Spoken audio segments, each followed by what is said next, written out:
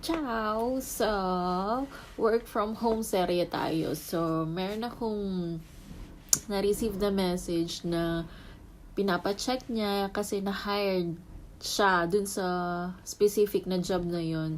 So, pinapacheck niya kung legit pa rin ba. Even though na-hired na siya. Kasi, sinend niya sa akin yung screenshot ng mga pinapagawa. So, meron doon na kailangan mong mag-create ng 10 accounts sa TikTok. I think TikTok. So, for me, ang hirap nun kasi you need to verify 10 accounts.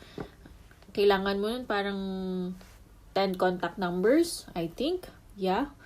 Tapos, kailangan yung 10 accounts na yon, kailangan meron engagement. So, kailangan mong gamitin yung 10 accounts na yon para i-like and mag-comment sa specific na I think specific na content nung owner, if siya talaga yung owner or iba pa. And then yung payment hindi pa na-discuss kung paano, pero naka-add siya sa Slack. And then bawat engagement meron ka atang marireceive na 1 cents. So, if ganun na yung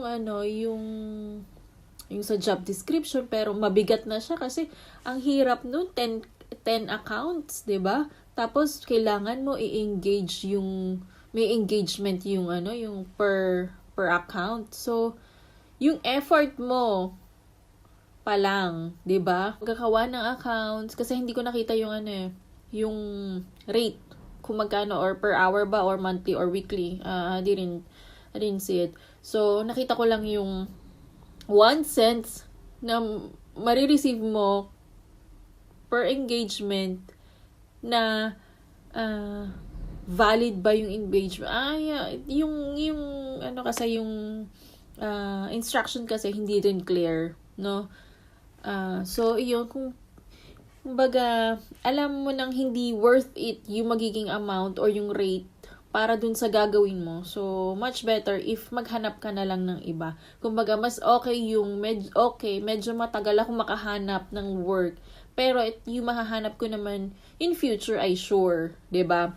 Kasi naman sa sugod tayo ng sugod kasi gusto natin mag-work. I understand na everyone wants to have work. So, kahit naman ako. So, yung eager natin na magkaroon agad ng work, parang hindi na natin na realize na ang bilis nung work, ang dali lang nung work, pero parang may mali. So, parang yung instinct mo din, kailangan nandun. So, yung instinct mo na, parang ang dali naman to, parang may kulang or parang may something. So, kailangan din naman i-analyze din sa sarili mo, di ba? So, mahirap yun din yung sugod ng sugod kasi gusto lang din natin magka-work. So, much better if kailangan yung job description, kailangan basahin, maigi. Kasi meron dyan, napakadali ng offer. Ang offer $3, pero napakadali din ng work. Iko-convert mo lang yung PDF sa Word. Napakadali. Hindi mo naman kailangan mo lang ng isang application para gawin yun. So, napakadali. Parang i-convert mo lang si PDF to Word, Microsoft Word. So, napakadali. Marami namang dyan, online na free na pwede mong gamitin. So, and then ito pa, ang gagawin sa'yo ay you need to deposit $20 para to make sure or na tatapusin mo yung work, tapos makukuha mo yung $20 after pag tapos ka na dun sa job.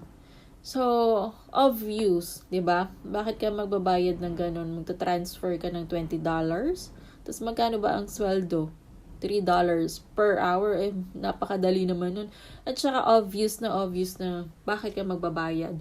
And then, maraming ganung post. Hindi ko na lang sasabihin ko anong countries, pero para lang din naman ma-aware kayo, no?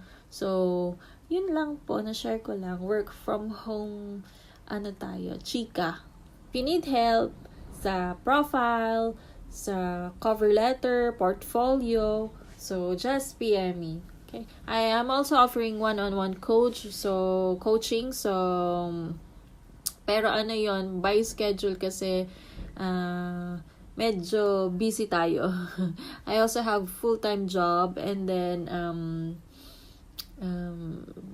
meron akong ibang kino-coach as well, and then may mga naka-schedule, and then so ayun. So, grazie.